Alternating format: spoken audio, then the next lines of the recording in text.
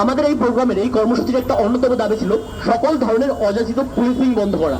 আমরা এর আগের বিভিন্ন সেশনে আওয়ামী লীগের শাসনের সময় এক ধরনের মরাল পুলিশিং দেখেছি, ইন্টারিম গভর্নমেন্টের আমলে আর এক ধরনের মরাল পুলিশিং দেখেছি, এখন আমরা আরেকটা ভিন্ন ধরনের মরাল পুলিশিং দেখছি। এবং এই পুলিশিং এর পিছনে কিন্তু বর্তমান সরকারের মন্ত্রীদের এক ধরনের প্রভোকেশন ছিল এবং তারা কিন্তু শুরুতেই করেছে যে ক্ষমতা আসার সাথে সাথে তারা বললো যে আমরা যখন মানে সে অ্যাকচুয়ালি মানুষকে পুলিশিং করতে পারবে, মানুষকে হেনস্থা করতে পারবে এবং পরবর্তী কনস্টিটিউশনাল ভায়োলেন্সের পার্টটা সে পরে দেখে নেবে। এটা তো এক ধরনের ইম্পিউনিটি দিয়ে দেওয়া আইন শৃঙ্খলা বাহিনীকে যে তোমরা যা খুশি করো, আমরা পরে এই জিনিসটা দেখে নিব।